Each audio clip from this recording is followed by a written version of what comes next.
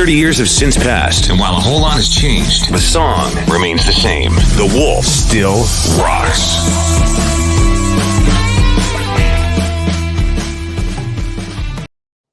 Hey there, once again, it's Brian Ellis, morning show host, 101.5 The Wolf. We continue to celebrate The Wolf's 30th birthday. We launched on February 14th, 1992.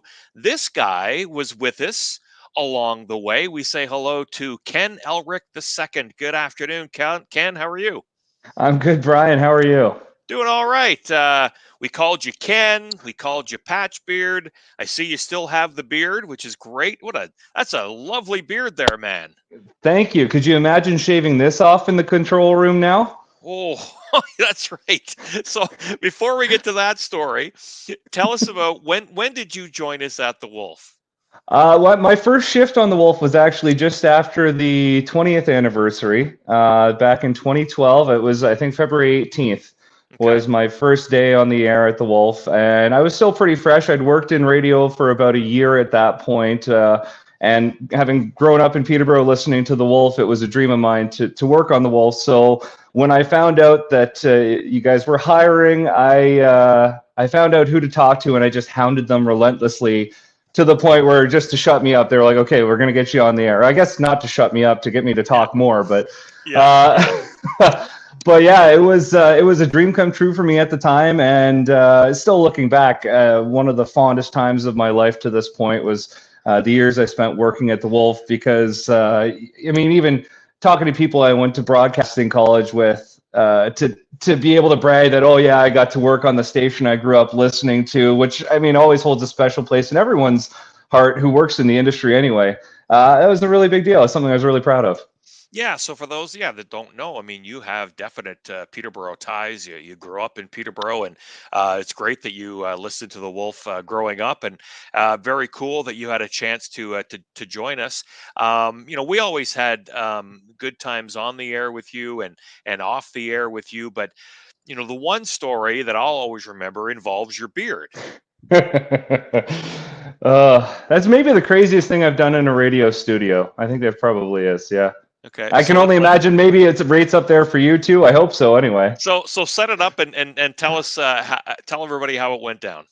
Well, I haven't participated in Movember for a couple of years, if you can't tell from looking at the beard. But at the time, I was doing Movember. It was, I think I'd been about 2 or 3 years since I'd been clean shaven at that point, and so it was a pretty daunting thing for me.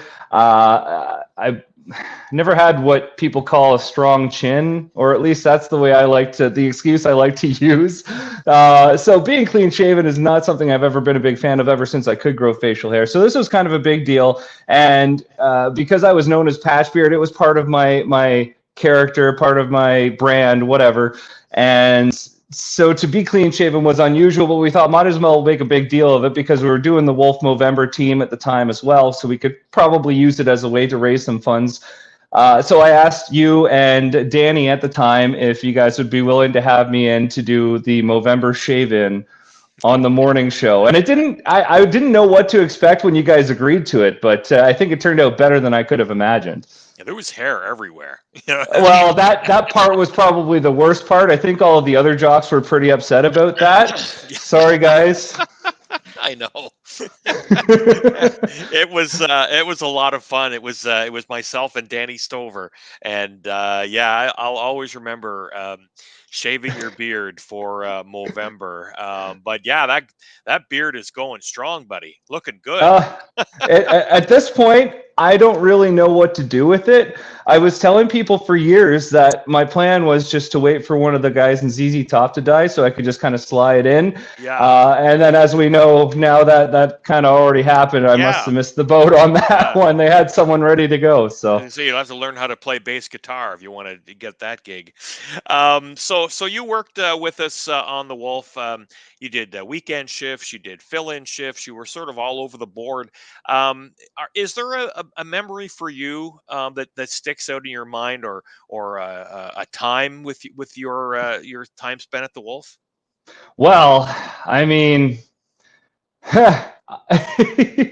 doing the morning show was always a thrill. I mean, I never got to do it all that often, but getting up that early, I don't know how you do it every day. Anyone who works in morning radio, hats off to them, because I quickly found out that, I mean, I could do it, but I sure didn't enjoy it.